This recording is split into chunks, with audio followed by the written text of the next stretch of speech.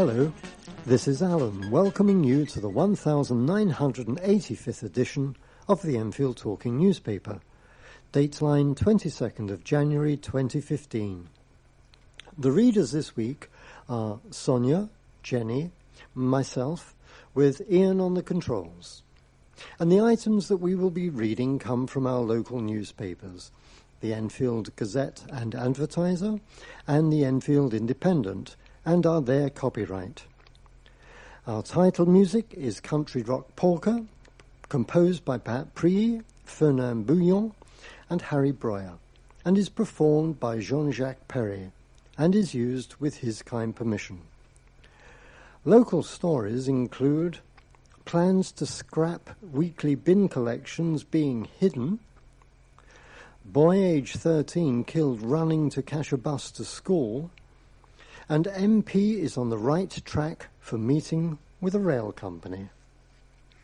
Now we've got some special notices, so I'll read those out. A big thank you, first of all, to everyone who responded to our survey about going digital. 2/3 of our listeners have responded to say they would like more information, or buy or test a boombox, and it is taking time to contact everyone. Sorry if we haven't managed to make contact with you yet. We hope to do so in the next 2 months. Enfield Vision will be holding their next forum meeting on Monday the 2nd of February from 7 p.m. until 9 p.m. at the Park Avenue Disability Centre. The speaker will be Terry Okoro of the Enfield Clinical Commissioning Group, and the meeting will discuss ways to make patient and clinical information more accessible to people who are blind and partially sighted. ETN is one of a number of organisations which feature in the RNIB's Sightline directory, which offers a free web resource providing information about local clubs and societies supporting blind and partially sighted people. Type in your postcode to find out about the groups near you. Visit the website at www.sightline, S-I-G-H-T-L-I-N-E, directory.org.uk. For any help or more information, you can ring the RNIB Sightline Help Desk on 020 7388 1266 and ask for extension 8003. Now there's an RNIB event on solutions to everyday living taking place on the 27th of January. As the mainstream technology is changing by the second, so are the challenges and new barriers for blind and partially sighted people with accessing them. RNIB is hosting a one-day exhibition day titled Solutions to Everyday Living at the RNIB London office, which is at 105 Judd Street, London WC1H 9NE. And that's taking place, as I said, on the 27th of January from 10 a.m. to 3 p.m.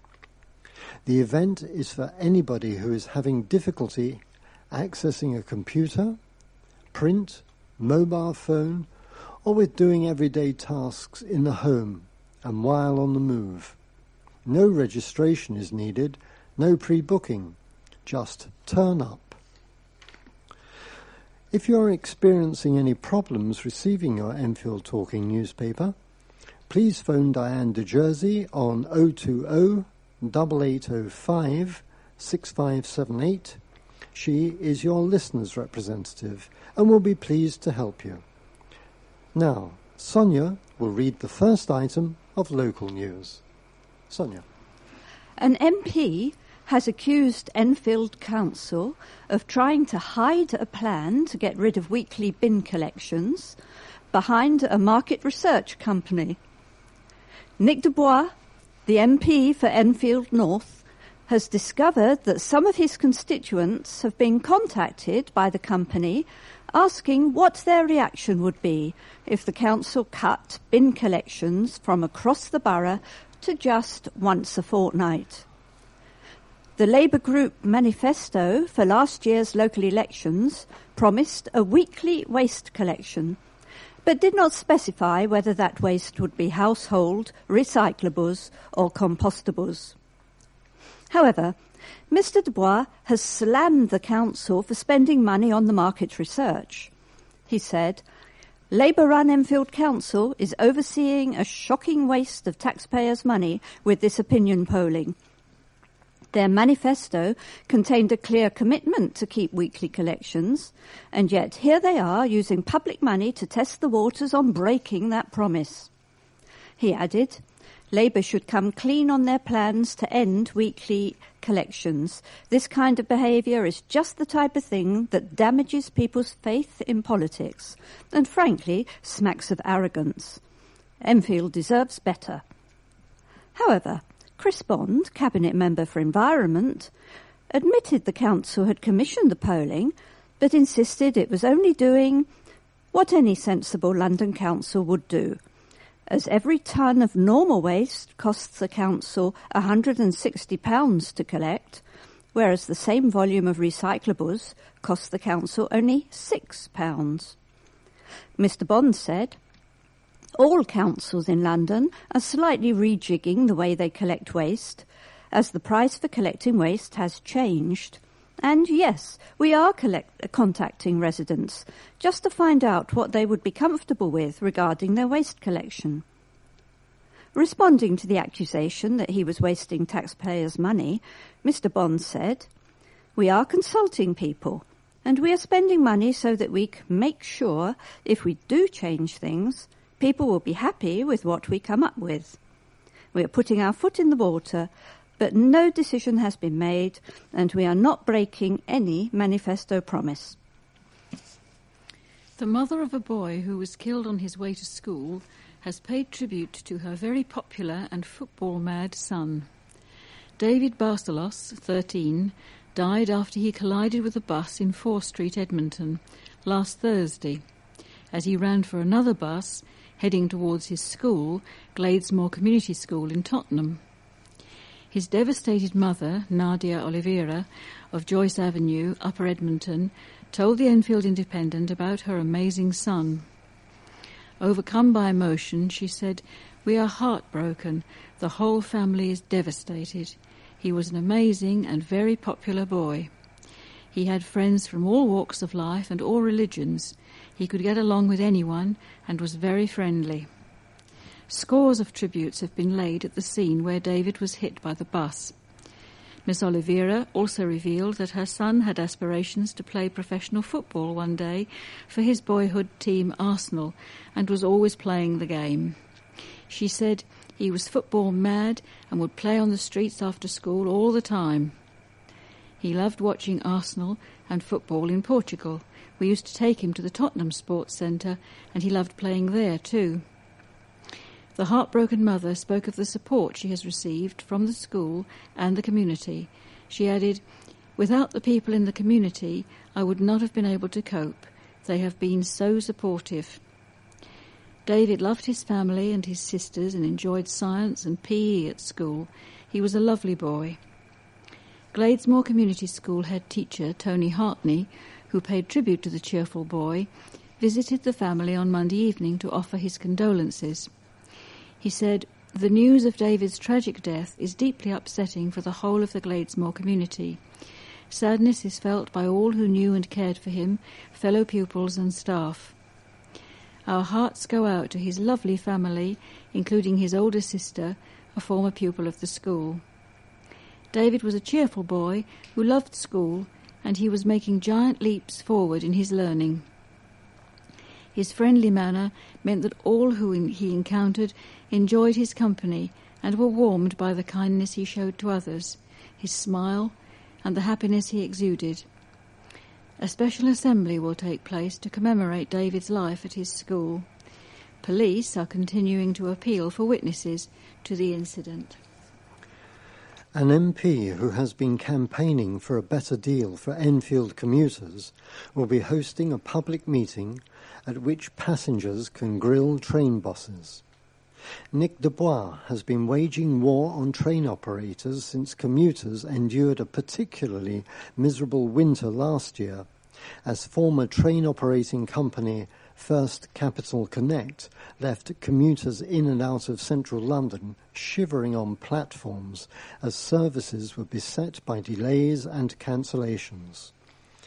Although the MP for Enfield North, who has said that he understands commuters' pain as he spent much of his working life travelling into central London by train, initially welcomed Govia's takeover of the route between Enfield and Moorgate/King's Cross, he says that staff shortages and unexplained disruption and delays are testing passengers' patience. I decided to call this meeting after constituents contacted me complaining that their journeys into work are still beset by delays, he said. This will be a chance for Govia to explain themselves, and it is a chance for Govia bosses to give an explanation of what their long-term and short-term goals are in terms of replacing old carriages and sorting out their staffing issues. Mr. Dubois has explained that many of the recent problems have been caused by low staffing levels. They are short of drivers, apparently, he said, but my argument is that the company should have predicted this. The MP added that the meeting, which is to be held the day after this recording on Friday the 23rd in Mary Magdalene Church Hall in Windmill Hill, would be attended by representatives from the train company. A Govia spokesman said that the company welcomed the chance to respond to commuters' concerns.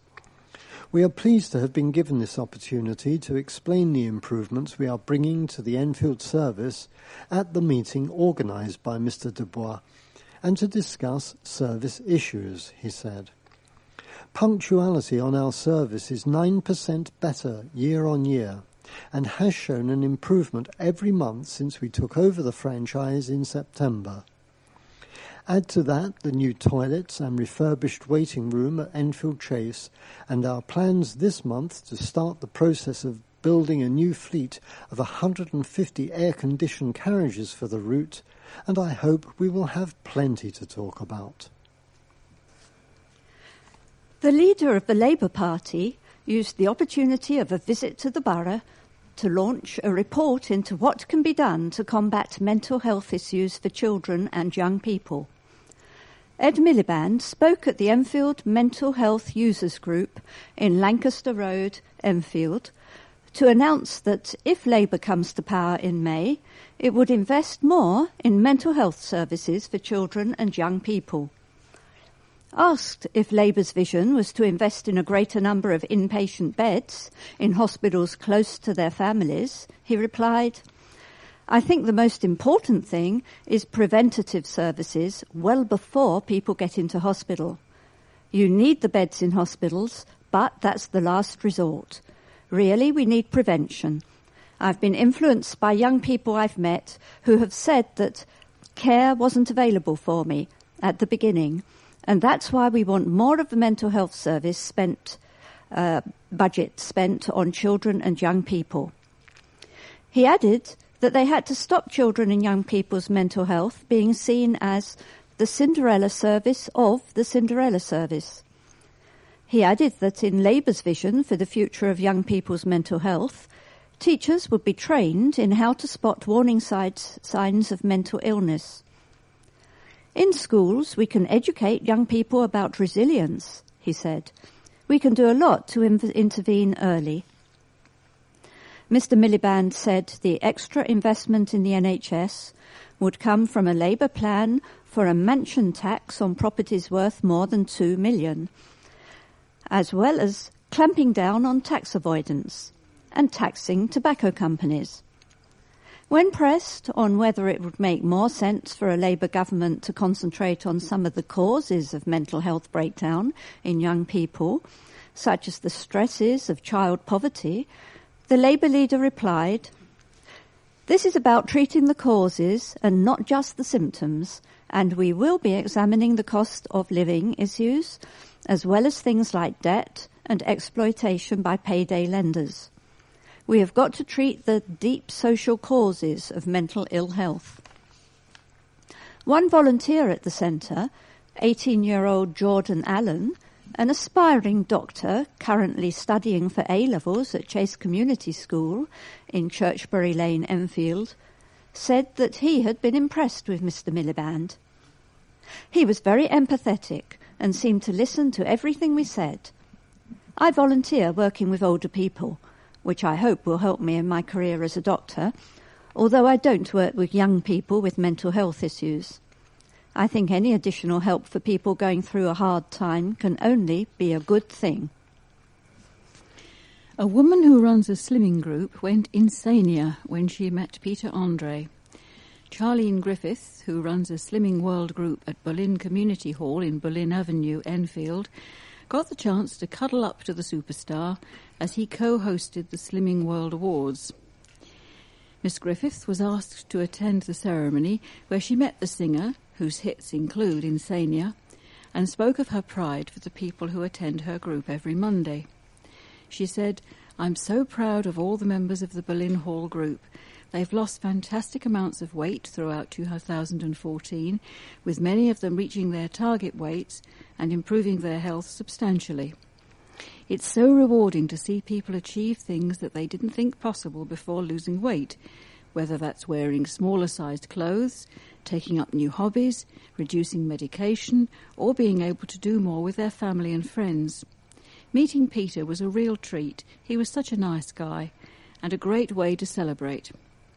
Now I feel powered up, and I can't wait to help my members hold on to all of the fabulous changes they've made, and to support even more people to become happier and healthier in 2015. More than £1,500 has been raised for brain tumour research in memory of an Enfield woman. Brain tumour research member Alison Lockhead organised a concert in memory of her mother, Sylvia Horder, from Enfield, who died from a brain tumour in 2002, aged 63. The concert was held at Bush Hill Park Bowls Club in Enfield and featured Mel Field of Woodford, performing in memory of her daughter, Molly, aged 8, who died in 2010 after she was diagnosed with an inoperable tumour. Miss Lockhead, aged 47, said, "My mum was diagnosed with a grade 4 glioma brain tumour in May 2001 and sadly passed away in July 2002. Then, in March 2010, 8-year-old Molly was diagnosed with a diffuse brain tumour, which was inoperable and incurable, and she died 6 months later. It is unbearable to think that 1 in 50 people who die under the age of 60 die from a brain tumour. Yet this area receives just 1% of the national spend on cancer research. Approximately 125 people attended the event, and the musical programme included Christmas number ones, plus a solo from Alison's son Henry, aged 9, who also performed a comedy routine with Molly's sister Isabella, also aged 9. Sonia. A 7-year-old girl raised more than £800 for a children's charity when she had her long hair cut. Ellie Jordan, of Mapleton Crescent, was inspired by 2 of her grandparents who had suffered from cancer to help out children who have lost their hair through various illnesses. Getting her golden locks cut at Tommy's Bar in Hertford Road, her mother Lynda told the newspaper of her pride for her little girl. She said, "She saw last year someone had it done, and 2 of her grandparents have had cancer, with her granddad losing his hair, so she has been around this sort of thing and grown to understand it. When she said she wanted to get her hair cut, I asked her a couple of times just to be sure, and she was adamant, and now I think she likes it short. The money will be going to the Little Princess Trust, and Ellie's hair will be used to create a wig. Sultry singer Nadia Ray has already wowed industry experts on BBC One's Frank Sinatra tribute programme Our Way this month, and is now gearing up for the grand national final of Open Mic this weekend. The Enfield songstress, who went to Southgate Secondary School, will go up against Hava Repka, also from Enfield, and 23 other singers in the prestigious competition on Saturday. The self-employed music teacher, who is also a member of the London-based She Choir, says she discovered her love of music when she sang Whitney Houston songs with her auntie, and her granddad inspired her to learn the piano. He was also the one who prompted her to enter the search for a singer to perform at a special concert to mark what would have been Sinatra's centenary year. Nadia, who sang her version of Fly Me to the Moon, says, "My granddad was a big fan of Sinatra, and that is how I became a fan of the music. Sinatra's style of performing was really confident and expressive, so I was really excited to give my own arrangement of one of his songs. I applied through a music website called Star Now, and they contacted me to audition for the show. There were thousands of applicants, and only a few got shortlisted, so it felt like a wonderful achievement." Sadly, she lost out to another act, but she will be taking to the stage at Open Mic with another big song, Halo, by Beyoncé. The Alicia Keys fan says, "My dream has always been to be able to do music as a full-time job and create songs with a message that people can relate to. I measure my success by how much I have been able to communicate with people through music. And so when someone tells me that they have heard one of my songs and enjoyed it or related to it, it's an amazing feeling." The unsigned singer recently released the single Hope for the Angels charity, which looks after children in South Africa, and she's working on an EP entitled Warrior Princess, which is due to be released this summer. "I have been working with some producers called Digilance, and the songs are coming along nicely," says Nadia. "It's an extremely exciting time, and I really enjoy writing music and being in the studio with my songwriting partner, Angelina Nicolau. I always leave feeling uplifted and excited about the project." Sounds good. A burglar has been jailed for 4 years following a burglary last year. Lee Mark Ackhurst, aged 39, of Wilbury Way, Edmonton, pleaded guilty to burglary after breaking into the home of an elderly man who had been in hospital. Ackhurst went to the home in Princess Avenue, Palmer's Green, between November 13th and 20th. Ackhurst was forensically linked to the offence after blood was found on a brick used to smash the front door. Nothing was found to be stolen from the home. A raft of community projects and good causes will share a pot of Enfield Council cash worth more than £100,000. The charities were offered the chance to bid for grants of up to £5,000 in the latest round of the Enfield Residents Priority Fund scheme. In total, 28 bids were given the green light by councillors. The ERPF is a £700,000 pot of money made available by the council for community projects in the borough. Groups that will benefit include the Caribbean Elders Luncheon Club, based in Palmer's Green, community and school theatre workshops in the Chase, Cockfosters and Town wards, and dog training in the park. Yasmin Brett, Cabinet Member for Community Organisations, said, "The Council has approved a raft of positive projects, all dedicated to serving their local wards and communities. I am particularly pleased to see the continued commitment to the Edmonton Food Bank, whose services are now called on more than ever. It is also wonderful to see so many different groups receiving funding in this round." Volunteers cleared away junk and litter along a stretch of the River Lee in Enfield last week, filling a mountain of rubbish sacks.